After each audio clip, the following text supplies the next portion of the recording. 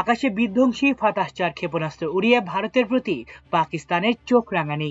Supreme court bar নির্বাচনে 14 পদের মধ্যে সভাপতি ও সম্পাদক সহ 13 পদে বিএনপির জয়, একটিতে জামাত। ভারতে বজ্রপাত ও ভারী বর্ষণের মৃত্যু বেড়ে 111।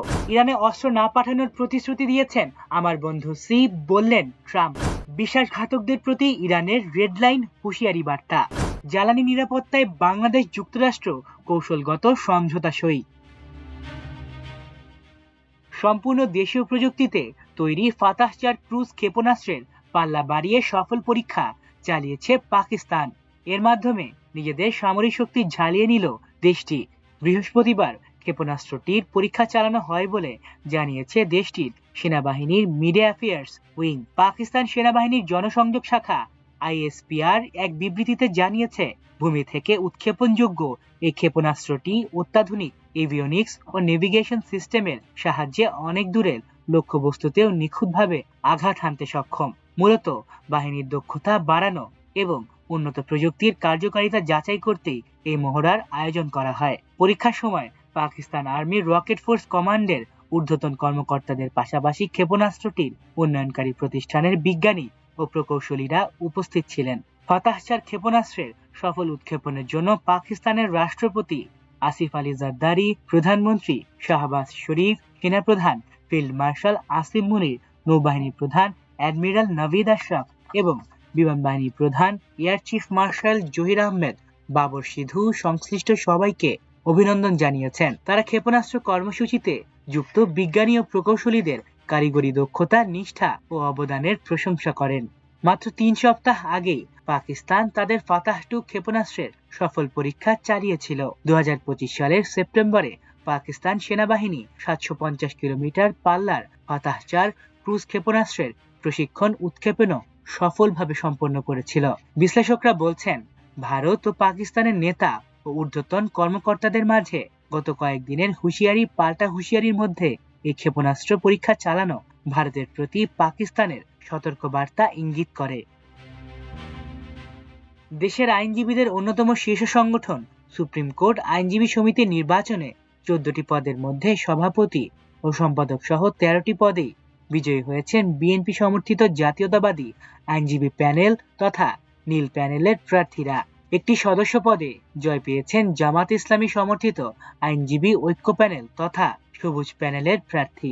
ঘোষিত ফলাফল অনুসারে নীল প্যানেল থেকে সভাপতি পদে এম মাহবুব উদ্দিন খোকন 2984 ভোট পেয়ে জয়ী হয়েছেন। এই পদে তার প্রতিদ্বন্দ্বী সবুজ প্যানেলের আব্দুল বাতেন 788 ভোট পেয়েছেন। নীল প্যানেল থেকে সম্পাদক পদে 2582 ভোট পেয়ে মোহাম্মদ আলী জয়ী হয়েছেন। এই পদে তার প্রতিদ্বন্দ্বী সবুজ প্যানেলের একেএম রিজাউল করিম খন্দকার 786 ভোট পেয়েছেন। 13-14 মে সকাল 10টা থেকে মাঝখানে 1 ঘন্টা বিরতি দিয়ে বিকেল 5টা পর্যন্ত ভোট গ্রহণ হয়। ভোট গ্রহণ শেষে রাত 10টার দিকে ভোট গণনা শুরু হয়। গণনা শেষে সুপ্রিম কোর্ট আইনজীবী সমিতি মিলনায়তনে বৃহস্পতিবার রাত 2টার দিকে নির্বাচন পরিচালনা সংক্রান্ত উপকমিটির আহ্বায়ক জ্যেষ্ঠ আইনজীবী মোহাম্মদ মিফতাউদ্দিন চৌধুরী এই ফলাফল ঘোষণা করেন।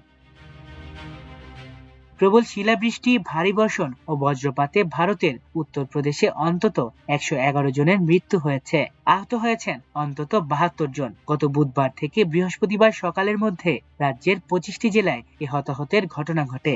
উত্তরপ্রদেশের ত্রাণ কমিশনার ঋষিকেশ ভাস্কর যশোদের কার্যালয়ে জানায়, সবচেয়ে বেশি প্রাণহানি হয়েছে প্রয়াগরাজে, যেখানে 21 জন মারা গেছেন।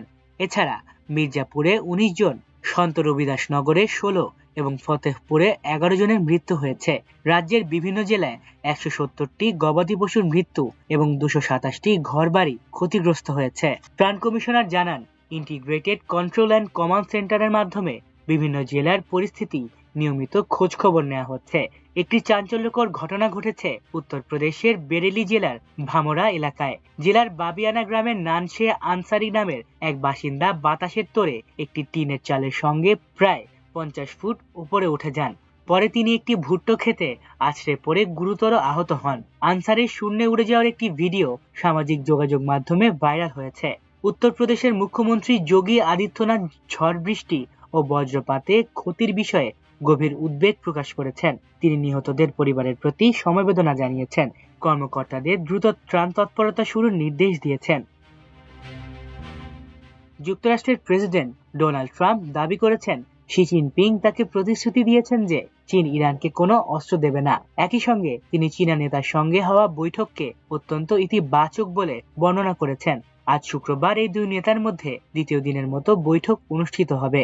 ব্রিটিশ সংবাদ মাধ্যম টেলিগ্রাফের প্রতিবেদন থেকে এই তথ্য জানা গেছে। চীন সফরের প্রথম দিনে শি জিনপিং এর সঙ্গে বৈঠক নিয়ে ট্রাম্প বিস্তারিত কিছু বলেননি, তবে তিনি জোর দিয়ে বলেছেন ইরান ইস্যু আলোচনার অন্যতম প্রধান বিষয় ছিল। গতকাল বৃহস্পতিবার ট্রাম্প বলেন, তিনি বলেছেন তিনি সামরিক সরঞ্জাম দেবেন না।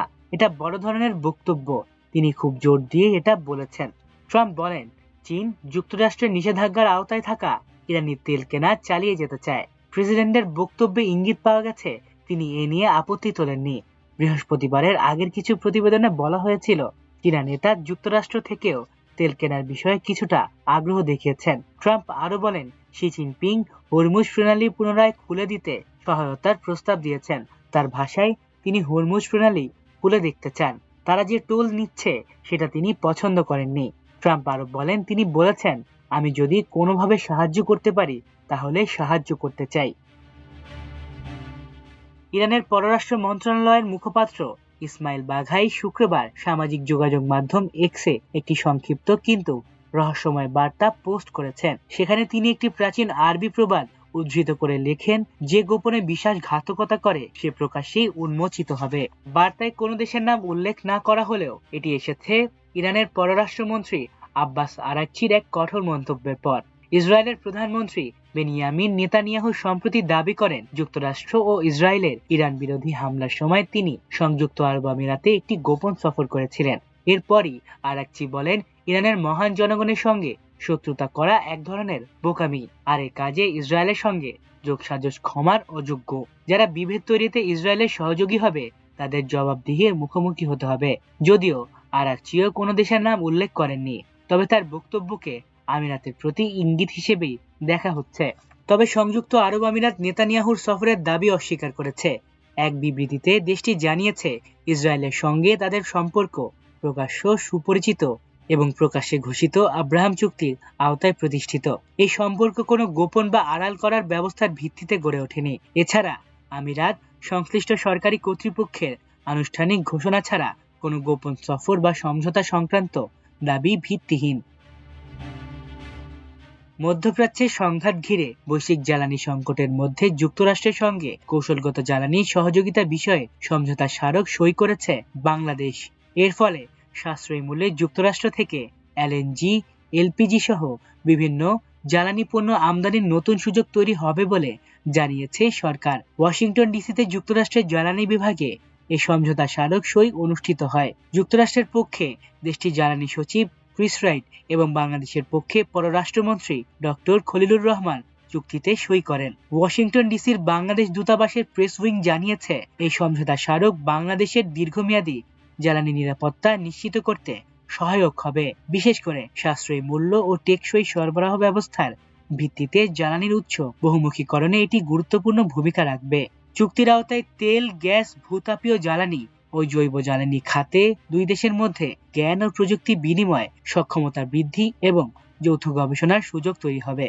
খলিলুর রহমান এই সমঝোতাকে বাংলাদেশ যুক্তরাষ্ট্র সম্পর্কের আরেকটি গুরুত্বপূর্ণ মাইলফলক হিসেবে উল্লেখ করেন। তিনি এই উদ্যোগে সমর্থনের জন্য প্রধানমন্ত্রী তারেক রহমান ও যুক্তরাষ্ট্রের প্রেসিডেন্ট ডোনাল্ড ট্রাম্পকে ধন্যবাদ জানান। যুক্তরাষ্ট্রের জ্বালানি সচিব ক্রিস রাইট এই চুক্তিকে বাংলাদেশ যুক্তরাষ্ট্র সম্পর্কের ক্ষেত্রে ঐতিহাসিক অগ্রগতি বলে মন্তব্য করেন।